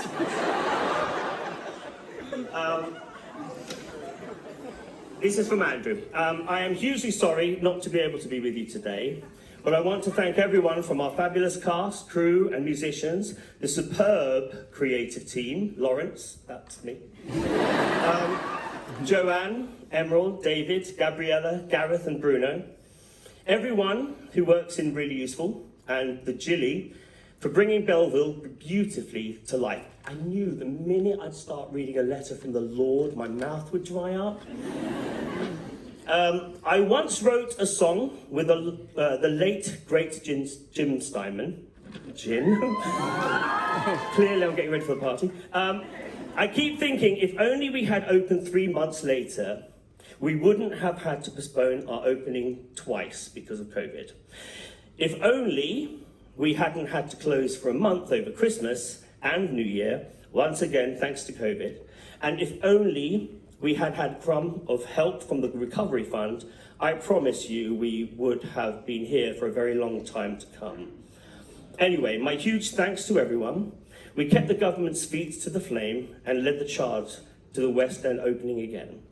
It might have been a costly mistake, but I am proud of what we did and will forever be grateful to everyone who supported me. Cinderella got some of the best reviews of my career, and I am immensely proud of it, and it's hugely due to you all. All my love, Andrew. I've watched this video so many times just to look at each individual cast member's reaction. I mean, this video has layers. Now, to be fair to Andrew, not that he deserves fairness, he did release this other statement explaining what he meant by costly mistake. I am devastated to have been reported to have said that my beloved production of Cinderella was a costly mistake. Nothing could be further from the truth, and I am very sorry if my words have been misunderstood. I adore this production, and I am incredibly, incredibly proud of Cinderella and everyone who has been involved in our show. We were desperate to support the West End after 2 years of a devastating pandemic, and the mistake we made was trying to open too early, meaning we had to postpone twice. Everything we did was to try and support the West End and get everyone back to work after the worst period in our history. For now, I want to say thank you to everyone involved in Cinderella for all you have done. With love today and always, Andrew. First of all, I love that he says that he fought to get people back to work in a statement about how he fired everyone. But anyways, you know what might have helped people understand what you meant in that moment by costly mistake? Was saying it with your own words, you coward. You can't get mad at people for misunderstanding your tone when you deliver the message in the most dickish way possible. Also, if he wrote that letter himself, I'm confused why he didn't just have a PR person do it. And if a PR person did it, maybe they hate him too. So after all of that fighting to get the cast on the stage, threatening to get himself arrested over this musical, he just tossed it aside. We don't have an official reason why the show closed. Yes, it was going to Broadway, but shows run on the West End and Broadway at the same time all the time. It's not like these cardboard houses would be too difficult to recreate in the States or something like that. I mean, I did it in like a day, so. I mean, the only thing this man might care about more than his own bride is money. So we just have to assume that with Carrie leaving, the pandemic, and totally flopping at the Lawrence Oliver Awards, he didn't think ticket sales would be enough to keep the show going. But he assured everyone that the show would be reworked for Broadway and bigger and better than ever without these entitled British actors who want things like safe working conditions and maybe a better script. Lesson number 4, which I don't think I'll speak too much about. If a job costs your mental health, it is not worth it. But with that being said, lesson number 5, if a job is hard, it will be made easier by the camaraderie of the people around you who are also doing that hard job. It's funny how adversity tends to bring people together and tends to bond people, which is unfortunate, I guess, that you all have to go through something crap in order to find those bonds and in order to come together as like one solid unit. Not always. People sometimes gel regardless. But often you will find that people come together when they are put through something. And I don't know how I would have got through this year if it wasn't for the people that I was working with. But this, my friends, is what brought us to that viral moment. On October 3rd, 2022, Andrew Lloyd Webber messaged all the Broadway journalists and TikTokers he could find and told them to come to the Imperial Theater in red and pink. A few of these TikTokers who got invited were also the same people who had been publicly condemning his behavior for firing the whole cast earlier on the West End, but I mean, get your coin, get your promo. If Andrew told me to show up somewhere, I probably would too. It'd be very easy for him to kill me. Forget I said that, Andrew. So ALW gets up and makes his surprise announcement, which is not a surprise to anyone there. We all know what it is, but let's pretend. His Cinderella is coming to Broadway with a new name. It's not Andrew Lloyd Webber's Cinderella anymore. It's Andrew Lloyd Webber's bad Cinderella. I'm not your Cinderella. I'm your bad Cinderella. Freak a rebel, that's on me. Taunt me and tease me, that won't upset me. If you think I will care, have you met me? Cool words you utter, every insult that you utter makes me strong. I am bad Cinderella.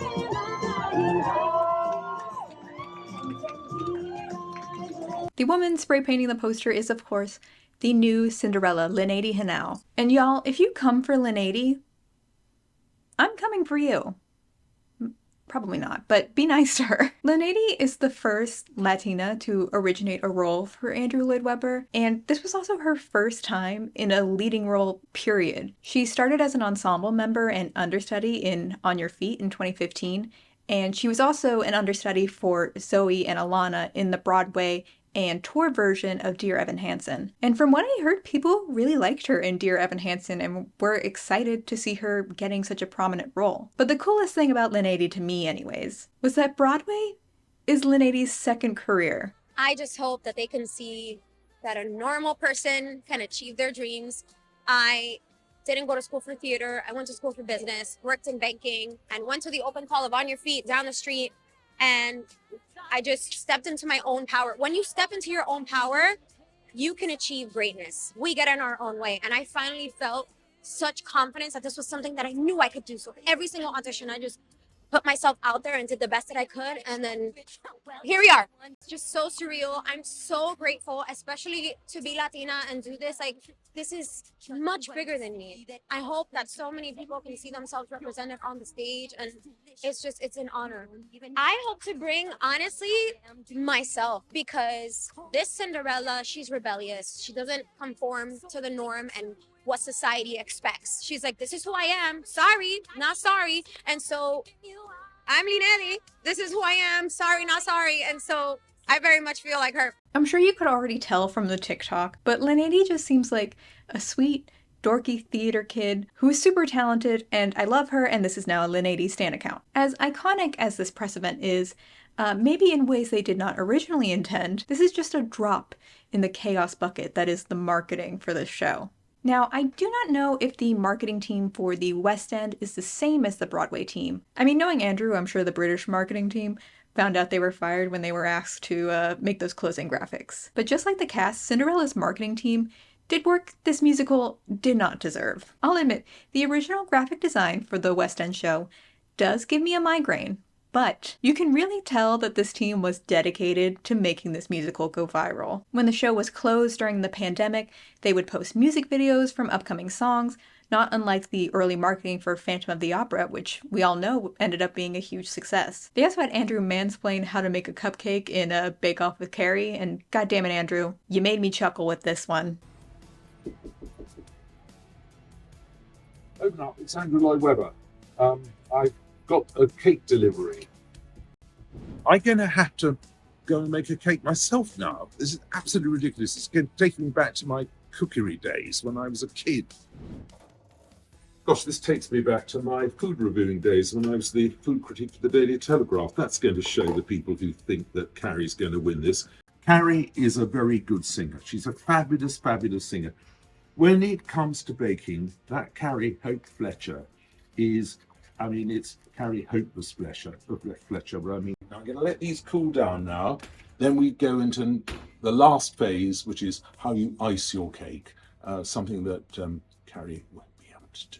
Don't worry about it. Okay, now what we do now is with the absolute final showstopper is we put a little of this purple stuff around the edge. You see, look at the artistic pattern that's forming here. You need the purple. Look at it. You see, it's not for nothing that I went to finishing school in Switzerland. Don't you think this is pretty good, Mr. Hollywood? I mean, I know you're a strict judge and everything, but, you know, when you see artistry, and understand this is artistry that we're seeing here. Oh, gosh. Later on the West End version, they built this flower photo op spot where you could take a picture and, you know, promote the show for free. They also changed the posters later to these softer, character-focused pictures which emphasize the love story as sort of the central draw of the show. Changed the curtain call from the standard everyone walking out and taking their bows to an elaborate high-energy dance routine. And although filming was of course not allowed during the main show, they actively encouraged people to film the curtain call, again, in the hopes that it would go viral. They also got on TikTok. Sometimes they'd just be filming the actors getting ready or dancing around on stage. Other times they would just do TikTok trends. They even had the stepsisters make their own viral TikTok dance. So we've come up with a dance routine, but you probably won't be able to do it. It's really difficult, but give it a go if you want. We really don't care. Yeah, whatever. You ready? Yeah, okay. It's so unfair. I don't have a thing to wear. Unfair, and cruel. Life's an imitation jewel. Haha, copy that. But once the show went to Broadway, the marketing just went on a whole other level of camp. They changed the marketing color palette from blue and pink to red and pink, which does look better, although it feels like the lead character, Cinderella, would absolutely hate that all of her merch is black, pink, and red, because she's not like other girls. But whatever. They of course had that viral TikTok with the press announcement, which I don't know if they were going for camp there, but they certainly made the most of it. Obviously, another big part of the marketing was that the show was now called Bad Cinderella. So when you searched for the show, maybe you'd be less likely to see all the awful things Andrew did to the West End cast, since it had a different name. You could also maybe hide some bad reviews, too. The marketing team fully went in on this, like, so bad it's good thing, and I see a lot of people online making fun of it, but y'all, I think this is intentional. I think they're in on the joke. They know. When Taylor Swift happened to come out with a Cinderella music video, the team immediately posted about it and even had the hunks do the Bejeweled dance. They did the fake paparazzi photo shoot trend. They did the Nicolas Cage Pedro Pascal meme. They did the hey, what are you listening to trend. Excuse me, what are you listening to? Sorry? What are you listening to? Oh, I Know I Have a Heart from Bad Cinderella. Duh. Excuse me, what are you listening to? What? What are you listening to? I Know I Have a Heart by Bad Cinderella. From Bad Cinderella. One more time. They even photoshopped Sebastian onto the Prince Harry book cover, which really got me. I like that one. Honestly, all of their TikTok ideas are solid, except for this one really uncomfortable video. All right, let's see. Ooh, smash!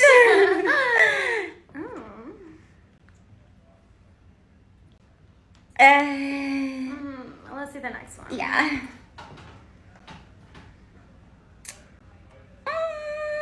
Let's see the next one. Let's see the next one. Smash! The worst part of it is that video only got 81 likes. Probably their most iconic piece of marketing was this Real Housewives parody to reveal the full cast on Broadway. I'm not your Cinderella. I'm your bad Cinderella. If I'm the heir, we are royally screwed. I'm a kind, honorable woman. No matter what you've heard. Beauty is pain. I make sure of it. We're everyone's favorite engines. Ingenues. Exactly. In my kingdom, I require perfection. Can you measure up? When you look this good, oh, that's very good. Beauty is our duty. And then they did it. They made Bad Cinderella NFTs. Oh yes, if you thought this show wasn't fully willing to lean into their tacky reputation, you clearly give Andrew Lloyd Webber and his team far too much credit. On February 7th, Playbill released this article announcing that Bad Cinderella was hopping into the very topical NFT market. Way to hit it when it's hot, guys. This was a collaboration with the Broadway Exchange, a startup that raised $2 million in seed funding, and stated goal is to connect musical theater and its fans to the NFT market, combining stock bros and theater kids. What could go wrong? And they don't just offer Bad Cinderella NFTs, they offer a wide array of shows like Stranger Sings, the Stranger Things parody musical, and the Ohio State Murders. Those who got the NFTs would get access to behind-the-scenes content, early access to art, and first looks into the kingdom. All three of those things sound like they're describing the exact same thing, but there you go. Additionally, everyone who collected all of the Queen's collection would get a digital poster, which I thought that's what an NFT was. Am I wrong? I'm still not clear. And those who collected the full set would also have a chance to win a real-life autographed version of this poster, which, not gonna lie, I would love to have. Not enough to actually get the NFTs, but enough to think, that'd be nice. Anyways, the previews. So when the TikTok went viral, I instantly bought tickets to see the show. Before I had watched the West End version, before I knew the full extent of the shenanigans Andrew Lloyd Webber had been doing, I pretty much just heard the song in the TikTok. I mean, I had a feeling, I think like we all did, that it was going to be a bit of a mess, and now that I have a YouTube channel, I had the excuse of making YouTube content out of the impulse purchases I make, so thank you. I saw the very first preview of Bad Cinderella on February 17th. I also went with my friend who lives in New York, and bless her heart, had no idea what musical theater drama I was getting her into. I did tell her I did not think it was going to be a good show. I did not want her spending her money on something and feeling disappointed, but luckily my friends love a mess just as much as I do, so she was down. Now, if you're also not a musical theater nerd, I should probably explain previews. Previews are basically like the soft launch of the show, and also kind of like public dress rehearsals. How different the show will be in previews versus actual opening night varies from show to show, but I think modern shows tend to make less drastic changes between previews and opening nights, basically because social media leaks a lot of things anyways. But I want to make this very clear. What I saw was not a finished product, and it's generally bad etiquette to review a show in previews, because that's the time when they might try a risky joke to see if it lands, or if a duet in previews doesn't work, it might be a solo by opening night. It's okay if things are a little off in previews, especially the first one. But here was my thought process behind seeing the first preview. 1. The show already existed on the West End, so they've already had time in the British version to work through some changes, and from what I've heard, the West End production did have some superficial but substantial changes from opening to closing. 2. Because the West End show had so many fundamental issues, I mean, at least in my opinion, and Andrew Lloyd Webber said very explicitly that the show would be changing for Broadway, I was curious to see what the producers and directors' thoughts of what needed to be immediately changed was, without any additional input from the public. 3. When I purchased the tickets, Phantom of the Opera was scheduled to close on February the 18th, so at the time, I thought that there was a fair chance that Andrew might be there, and that would be great content for me. But then they ended up pushing back the Phantom closing date, so I was kind of out of luck there. 4. Preview tickets are usually significantly cheaper than regular tickets, and depending on the show, the preview could be basically the same experience. And it was already petty that I was taking a day off work to come up to New York City and give Andrew $100 for a show I was pretty sure I wasn't going to like.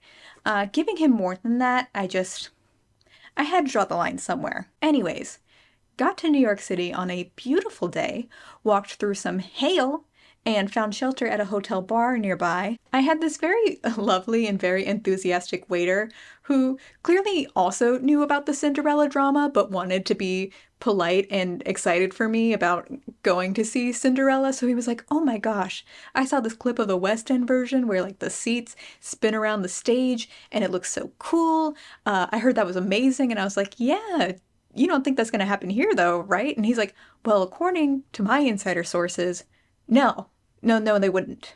So I knew I was in for a real treat. Once the hail cleared up, I walked through Times Square and saw an advertisement for Andrew's much more beloved musical, Phantom of the Opera. I then got to the theater and they gave me a button. Pretty fun. I do still have it, but it's downstairs, so I don't want to get it right now. And I'm also sorry I have next to no footage from this night because a fun fact about me, I have this thing where if I stand for too long or go from sitting straight for a long time to standing, the blood in my feet doesn't go to my brain fast enough sometimes, and I pass out. And for whatever reason, it was really bad that night, so I had to like speed walk past the merch, go up to my seat, and luckily I was like in the front row of the mezzanine, so I could like prop my feet up a little bit, and my vision was starting to go, but one of the few things I could see, at least I'm pretty sure anyways, was Lawrence Connor, the director of the West End version. And I did not realize that he was also the director of the Broadway one, so at the time, I thought this was maybe just a hallucination brought on by the lack of blood flow to my brain. Imagine if he was the last thing that I saw. But really, apologies to anyone who was sitting around me that night, because I was literally perched like Elle from Death Note for the rest of the show. There is a reason I'm telling you this. The reason I'm explaining this is because I don't know if it was the lack of oxygen in my brain or what, but I really enjoyed the show. And there is a lot to like about this version of the show. I mean, first of all, I think very much like the West End version, this show is carried by its cast. Watching it, it felt like everyone knew they were working with weak material, so the cast was just like working extra hard to sell it, and they charmed me. I also really don't like getting into comparing leading actors against one another, especially because the role was written with Carrie Hope Fletcher in mind. The music was made to suit her vocals, but I think Lindsay had a great performance. I felt like Carrie's Cinderella was a little snarkier, a little tougher, whereas Lindsay's version of a rebellious outcast was just like a dorky theater kid, which worked in like a totally different way. And if you've watched other videos with her in it, Lindsay is not an edgy person, and I don't think that's what she was going for with her performance. But her sort of weirdness, her dorkiness was still like juxtaposed against the other characters, being like walking influencer vapid stereotypes. And this is not Carrie's fault, this is really production's fault, but I felt as though Lindsay's more lighthearted take made it easier to connect with her character, but ultimately both of them did a great job, and I think it's just a personal preference type of thing. So please just let's not tear either of them down in the comments, thank you. Also, I'm not gonna lie, when I saw her come out for her first bow as a lead on Broadway, I teared up. I got my love of musical theater from my mom and my grandfather, and I remember the first show my mom saw and loved was Phantom of the Opera when she was my age, and it just felt good to see someone who like looked like my mom on that stage. Okay, that's enough sincerity. I need to get back to my cynical YouTuber persona. They did release a preview of her singing Bad Cinderella before opening night, and I have to say, they did her so dirty with that clip. I'm not gonna lie, she sounds kind of pitchy, she makes some awkward choices, and she's clearly like a little behind on the music. I will say she didn't sound like that when I saw her, and part of the nature of live theater is no one's going to sound great all of the time. But what drives me crazy is this footage had to be filmed before the preview I saw. It was not filmed during a live performance, so they could have reshot it. Done a take where her hair doesn't get caught in her face. It genuinely makes me wonder if the marketing team cynically chose a bad take just to drive up engagement. Like, I don't understand that choice. But anyways, she sounded great when I saw her. I mean, she doesn't sound like Carrie, but that's because she's not Carrie. Her voice is much more like a contemporary pop sound versus Carrie's classic Broadway voice. And you know, again, one's not better than the other, it's just different styles. I was also very pleasantly surprised by Jordan Dobson, who plays Prince Sebastian. When I saw his casting, I was just confused because the role of Sebastian is supposed to be like this small, dorky looking kind of guy, and I feel like they were already kind of pushing it on the West End. But Jordan, especially if you're seeing him from like 100 feet away on a stage, he just looks like a young Daveed Diggs. So like I wasn't sold on the idea that he was like some ugly dweeb who nobody liked. But he did a really good job selling us on the idea that he was like a shy, dorky guy, like just by his mannerisms and his delivery. But really, I truly understood why he was cast in this role when he started singing Only You, Lonely You. I mean, he has the voice of a Disney prince from the 90s. Seriously, he was incredible. Him and Lindsay had great chemistry because they were both portraying these characters as like awkward dorks trying their best, and what can I say? It was cute. I bought it. Also, that moment where his character angrily breakdances on stage is still in this version, at least it was when I saw it. But I will say, that moment is one of those things where if I watch it on a bootleg, or if I just describe it to you the way I did, it sounds stupid. But when you see it on stage, you're kind of just like along for the ride. And that's part of the medium of theater. It's just a lot easier to pull off like goofy stuff like that when you have a live audience to play off of. So hey, I apologize for being a hater earlier.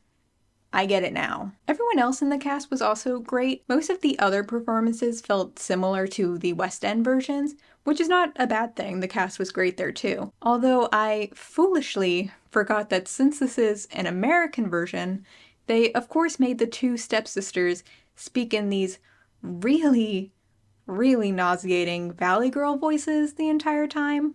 Ooh, smash! They were selling it. Again, nothing against these two actors.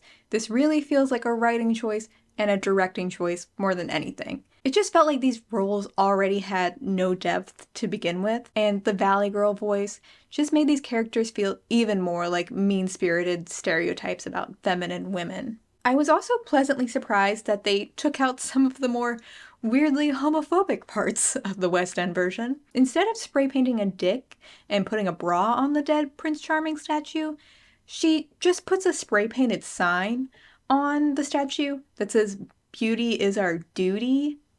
Haha. It's still not funny, but it at least feels less homophobic, and it doesn't look as much like the BLM statue that it did before. They also took out the part where Prince Charming kisses Adele because, yeah, why was that in there? He's about to reveal that he's a gay man and ran away because he was a gay man, and then he just like kisses a woman. Like, it made no sense to begin with. Instead, he picks up his brother to prove that he's alive, and that's just a way better choice on every level. Another really important change that I did not expect them to do was they actually did try to give Sebastian more agency in him marrying Adele. In the West End version, Sebastian just gets assaulted by Adele, and then Cinderella yells at him for being assaulted, and at the end he apologizes for changing. But truly, he did nothing wrong. Like, it doesn't make sense why he's apologizing. But in this version, they have him like trying to fit in more with the macho guys. When he's getting attention from the women at one point, he like smiles and laughs with them and looks like he's kind of enjoying it. They still kept the parts later where he calls them all basic and bimbos, so it kind of undercuts that point, but I at least see the effort that they were making. And Adele does still forcibly kiss him, but after that happens, he kind of snaps on like the hunks and his mom, and he's like, "Okay, you want me to be this manly man with no feelings? I'll be that. I won't be myself." It would still make more sense if he had that snap before Adele kissed him, and maybe have a moment where Adele convinces Sebastian to just settle for her because Cinderella would be like the less conventional choice maybe, and also cut out the weird misogyny that's still in the ballroom scene. But I could see that they recognized that Sebastian's character had no agency and were trying to improve that. And I wouldn't be surprised if they improved that more during the previews or as the show went on. Another notable thing that they changed for the first preview anyways was they got rid of the most attractive town competition. They still sing about how they won the most attractive town prize for 49 years, but they take out the weird line about the child taking the man's hot buns, and instead of losing the competition, the crowd treats the statue thing as just like a bad prank, and the reason the queen is threatened by it, the reason she decides to have a royal wedding, is because Cinderella, being an individual and rebellious, could encourage other people to want to be individuals, and when everyone has their own thoughts, they might be more likely to overthrow the monarchy. It's still convoluted, and the character who was judging the statue for the competition in the West End version was still on stage, so I feel like that concept was a pretty last-minute change, and it's very possible they were just trying something out and that might not be in the final version. But because Cinderella isn't single-handedly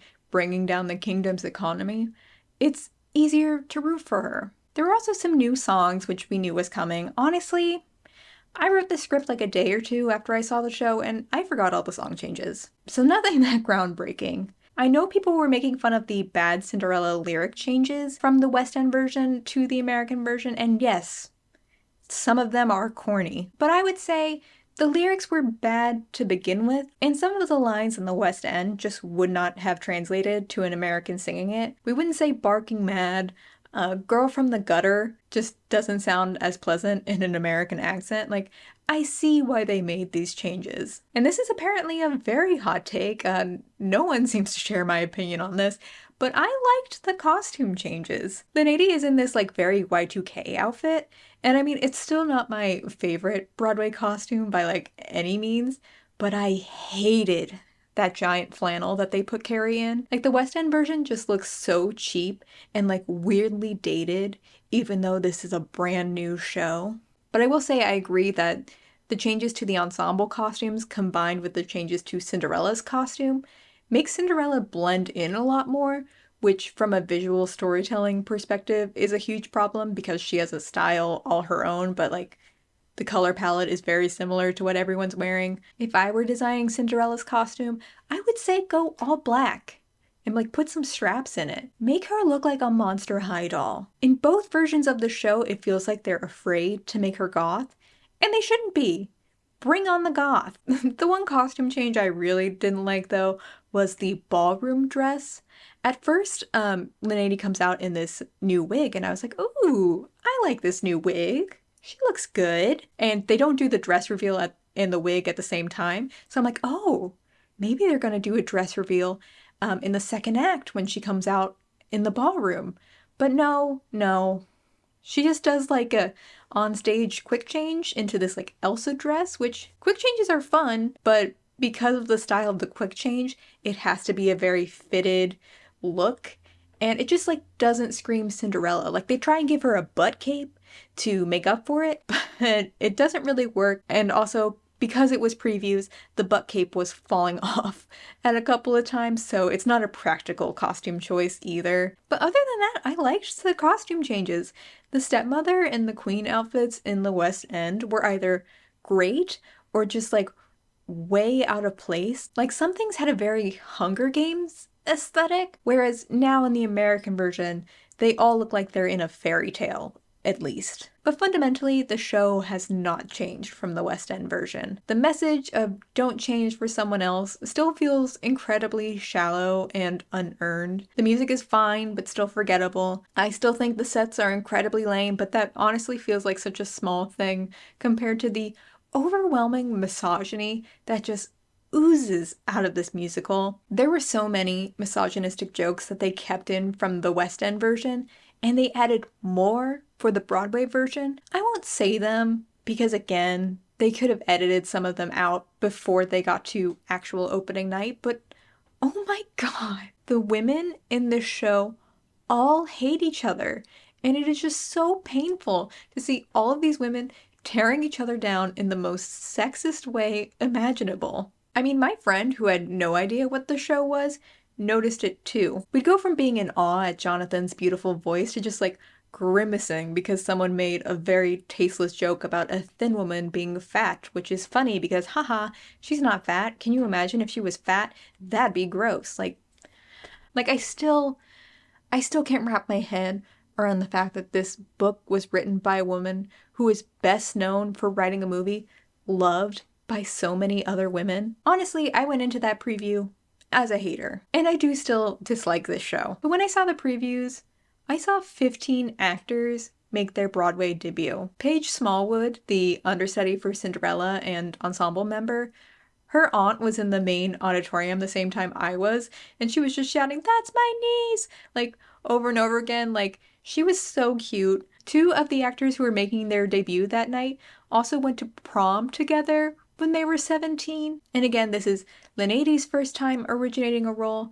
This is one of the rare instances where a Broadway show has a gay character with a gay kiss on stage. And throughout this entire time, I've seen the marketing team for the show give it way more effort than it ever deserved.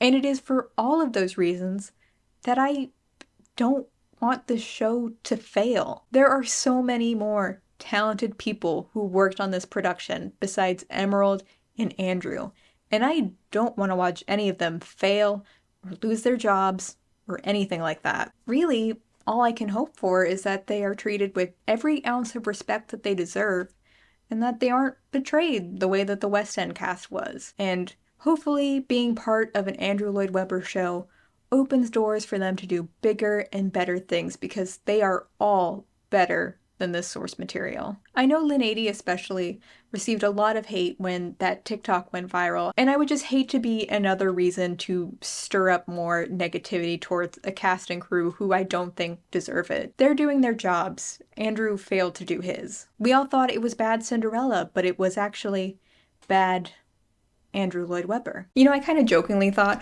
when I was filming this video that, oh, maybe it'll be like an hour and a half. Wouldn't that be so crazy? And here I am, it's almost done, and it's like 2 hours now. So if you made it this far, I mean, wow, thank you. And of course, thank you again to Atlas VPN for sponsoring my video. Definitely click the link in my description box if you want a great deal. If you like this one, Feel free to like, comment, subscribe, and I'll see y'all in the next one. Bye!